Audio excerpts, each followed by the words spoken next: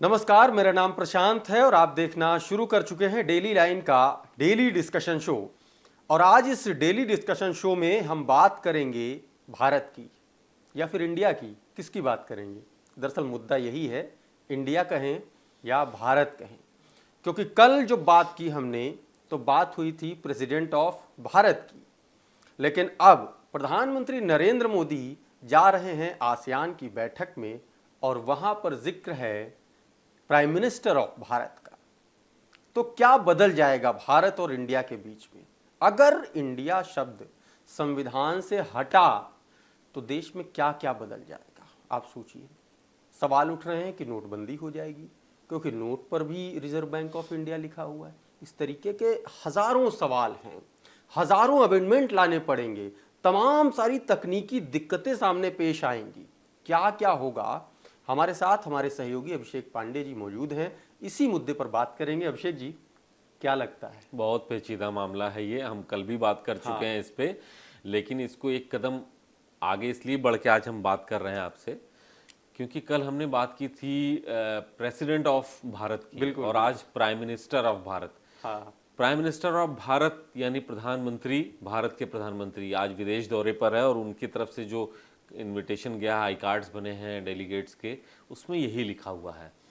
इसका मतलब ये सोच तुरंत की नहीं है, ये सोच पहले की है कि हम भारत का इस्तेमाल करेंगे, इस शब्द को ज्यादा तौर पर देखेंगे। इससे पहले ब्रिक्स सम्मेलन में भी पीएम गए थे, हाँ, किसी का ध्यान नहीं गया, लेकिन वहां भी डेलीगेट्स को जो आई कार्ड मिले थे उसमें भी लिखा था प्राइम मिनिस्टर ऑफ भारत। बिल्कुल।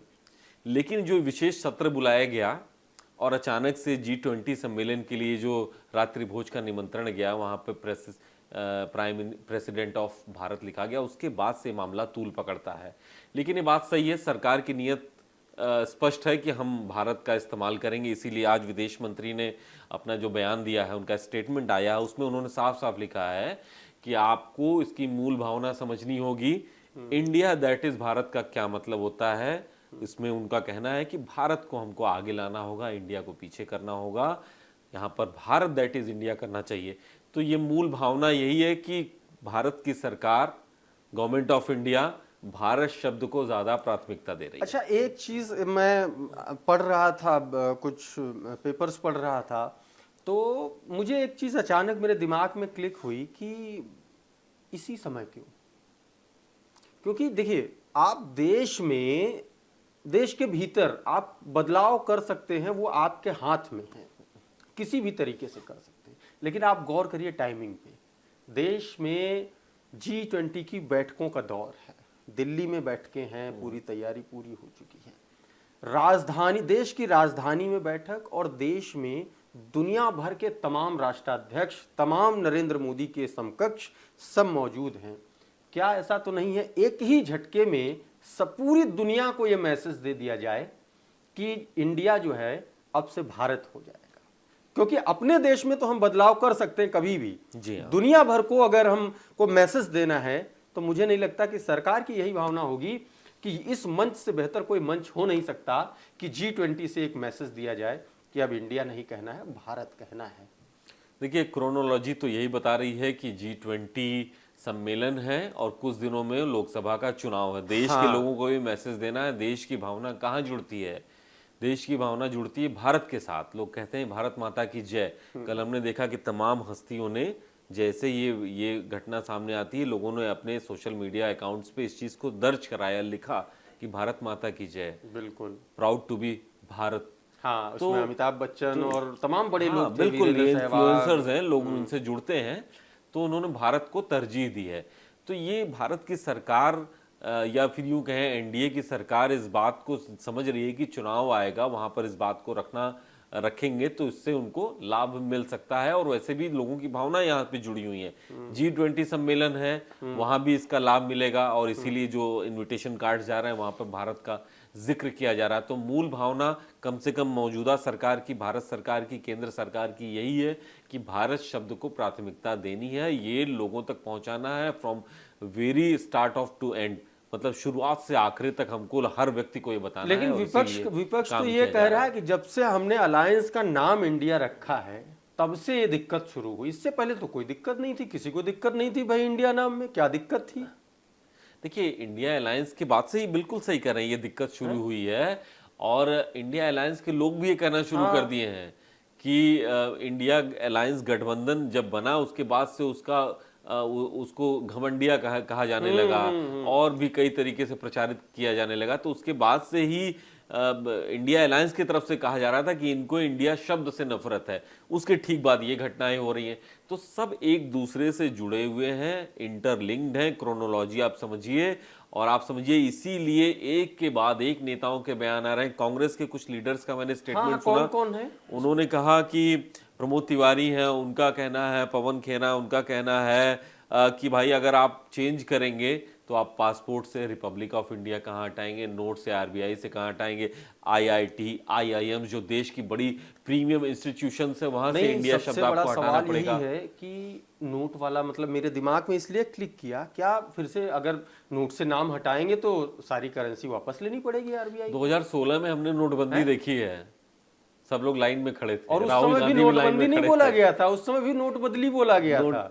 तो आप समझिए कि अगर ऐसा होता है तो इंडिया को अगर हटाने की ही बात हो जाए, इंडिया शब्द का हम इस्तेमाल नहीं करेंगे, भले ही उसको बोलचाल में प्रयोग करें, लेकिन कागजों से अगर हम कम करेंगे तो ये बहुत बड़ी घटना होगी। सारे नोट से नाम हटाने पड़ेंगे, सारे दस्तावेजों से नाम हटाने पड़ेंगे, देश की जितनी प्रीमियम इंस्टीट्यूशंस हैं, आईआईटी, आईआईएम, इन सब से इंडिया हटाना पड़ेगा। और कहां से सूची हटाना नोट से नाम हटाने का मतलब आप समझिए कि एक बार आम पब्लिक, आम जनता एक बार फिर से लाइनों में लगी नजर आएगी। भाई आप कैसे हटाओगे? अगर नाम हटाया गया, इंडिया नाम हटाने की बात शुरू हुई, अगर मैं इसलिए कह रहा हूं क्योंकि विशेष सत्र बुलाया गया और सरकार ने कोई प्रस्तावना अभी दी नहीं है, ये बात है, हवा में है। लेकिन अगर दिया और ये बात हुआ कि कागजों से हटाना है इंडिया नाम, तो सबसे बड़ी समस्या इकोनॉमिक्स, अर्थव्यवस्था, 5 ट्रिलियन इकोनॉमी की तरफ बढ़ रहे हैं। सारे नोट बदलने पड़ेंगे, सारे नोट हटाने पड़ेंगे, हमको आपको दोबारा लाइन में लगना पड़ेगा। बिल्कुल लगना पड़ेगा। और अभी उस लेवल पर हिंदुस्तान का डिजिटलाइजेशन पहुंचा नहीं है। बिल्कुल, हर व्यक्ति के पास अभी फोन पे और पेटीएम और तमाम सारे यूपीआई के जो संसाधन हैं वो नहीं है। कैश पे इकोनॉमी अभी भी हमारी चलती है। रिटेल सेक्टर जो हमारे देश का है वो अभी भी बहुत सारे तमाम लोग हैं जो कैश पे काम करते हैं, उनका क्या होगा? तो क्या फिर से वो दिन देखना पड़ेगा जब लोग कहेंगे कि भाई जो लाइन में लगा है वो देशभक्त है? फिर वहां पर कोई सवाल नहीं आएगा। प्रशांत जी, आप डरवाइए मत। और वो दौर हम लोगों ने देखा है, ठीक है, दौर देखा है। हालांकि एक अच्छे कॉज के लिए शुरुआत हुई थी तो लोगों ने सराहा भी इसको, लेकिन अगर ऐसी घटना हुई तो ये दुर्भाग्यपूर्ण होगा कि देश के लोग फिर से लाइनों में लगे। एक बार हम कर चुके हैं ऐसा, और इसीलिए कम से कम नोटबंदी ऐसी बात नहीं होनी चाहिए और लोगों को फायदा मिलना चाहिए। अगर नहीं भी होगी नोटबंदी तो ये प्रोसेस बहुत लंबा होगा, तो फिर नाम बदलने का जो सब जगह से नाम बदलना पड़ेगा आपको, कई साल इसमें लगे। देश की जितनी संस्थाएं हैं जहां पे इंडिया है, हर वो कागज सब जगह से नाम बदलना पड़ेगा। हालांकि बहुत प्रीमेच्योर है अभी ये कहना, क्योंकि आशंका जाहिर कर रहे हैं, हम नहीं कर रहे हैं, इंडिया अलायंस भी आशंका जाहिर कर रहा है। ये नहीं, जो जिस तरीके से जो लोग सरकार में बैठे हैं, जिस तरीके की चीजें मैसेज मिल रहे हैं, उनका भी बयान आ रहा है, उस पे भी है कि तो कहीं ना कहीं ये है, मैसेज देने की भी कोशिश है। भले आप नाम मत बदलिए, लेकिन एक नैरेटिव तो आप बना ही रहे हैं। जी हाँ, उससे आप दरकिनार उसको नहीं कर सकते कि आप उसका नाम नहीं बदलना, भले आप नहीं बदले, लेकिन ये नैरेटिव जरूर है। लेकिन आपको क्या लगता है, क्या इंडिया नाम ठीक है या भारत, या फिर दोनों होने चाहिए? आप हमारे कमेंट में ज़रूर बताइए। हमारा ये डिस्कशन अगर आपको अच्छा लगा है तो इसको लाइक कर लीजिए, इसको शेयर कर दीजिए, दूसरों से भी शेयर कर दीजिए, चैनल को सब्सक्राइब कर लीजिए। ये वीडियो अगर आप हमारे फेसबुक पेज पर देख रहे हैं तो हमें फॉलो ज़रूर कर लीजिए। नाम है डेली लाइन।